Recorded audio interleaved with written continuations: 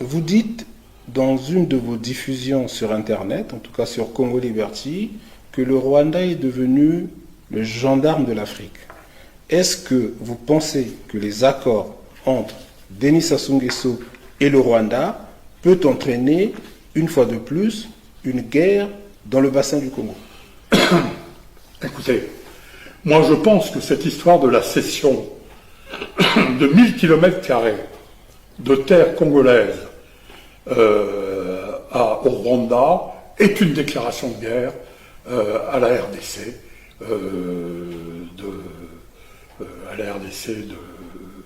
Tshisekedi. C'est une déclaration de guerre. Je pense que véritablement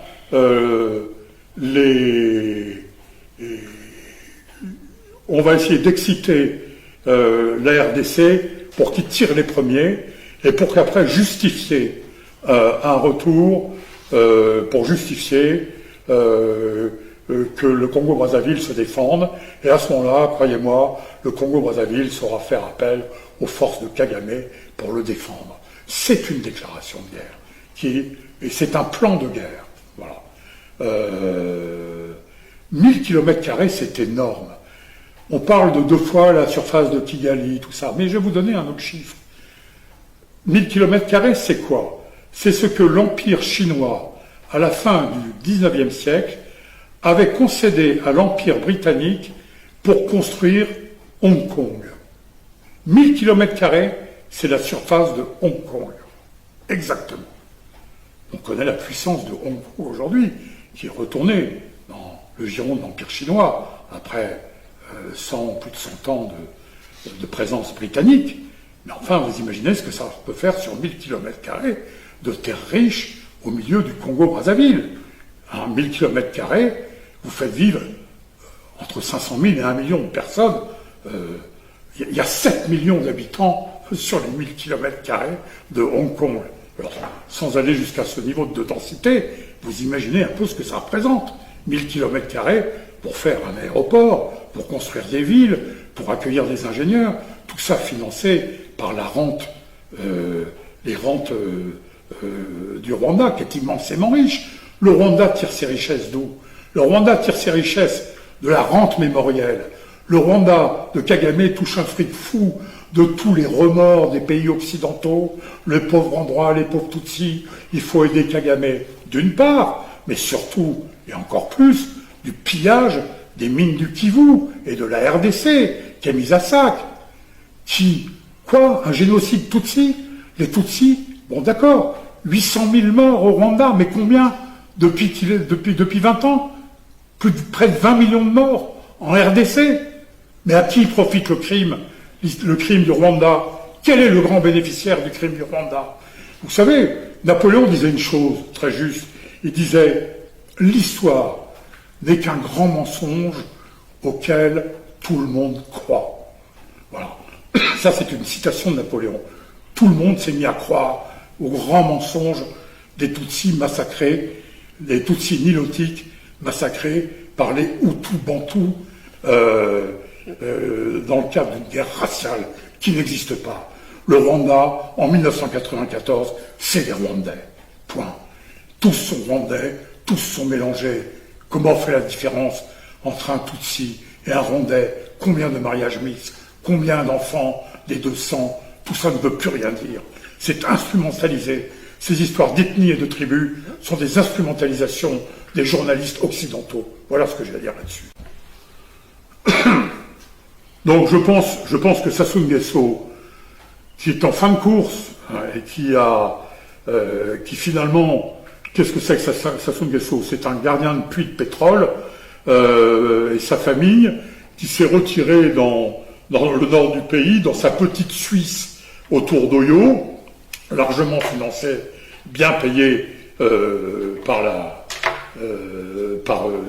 différents acteurs européens, et qu'aujourd'hui se pose le problème de sa succession. Donc, Sassou s'est emparé des richesses minières essentiellement du Congo, et maintenant c'est le problème de sa succession. Il s'agit de déclarer, de faire de déclarer, oui, c'est une forme de déclaration de guerre.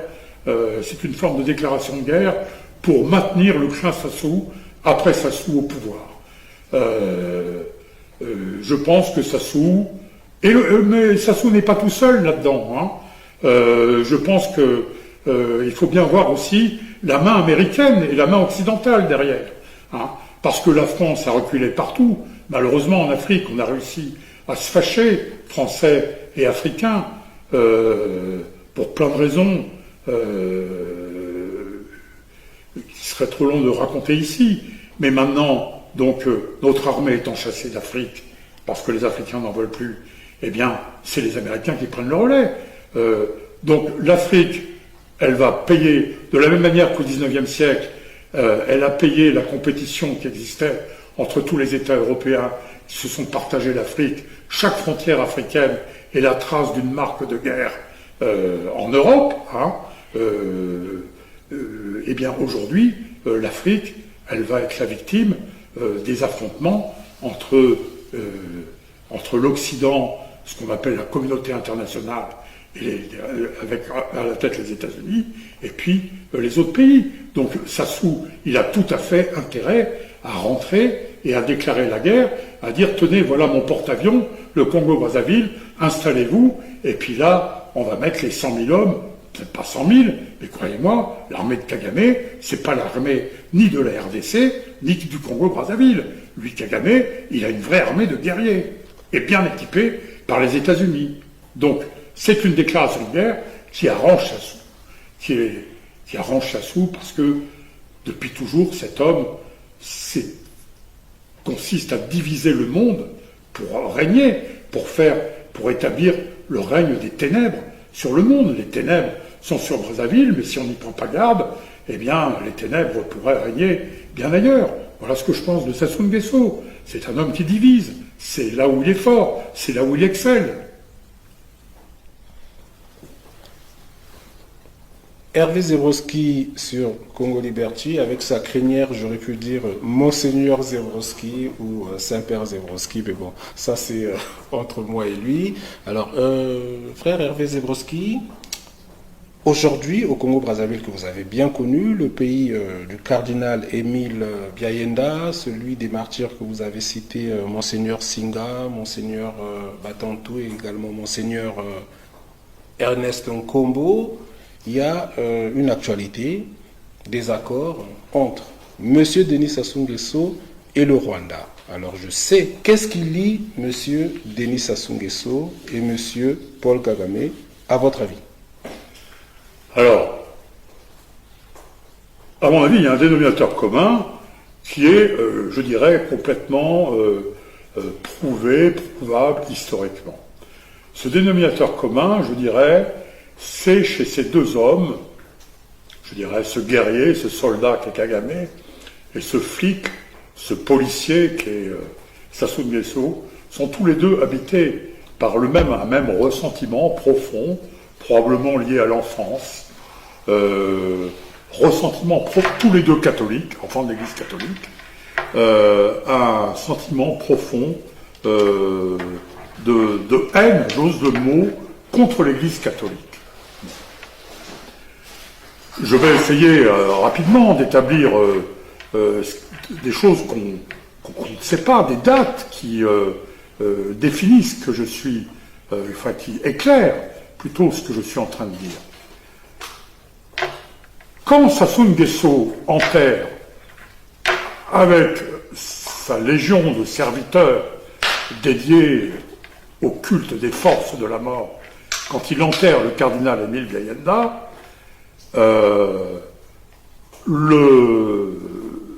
il faut savoir que la République populaire du Congo-Brazzaville, à peine 2 mois avant la reconnaissance, à peine deux mois avant l'enterrement vivant de Biayenda, la République populaire du Congo-Brazzaville, qui alors est dirigée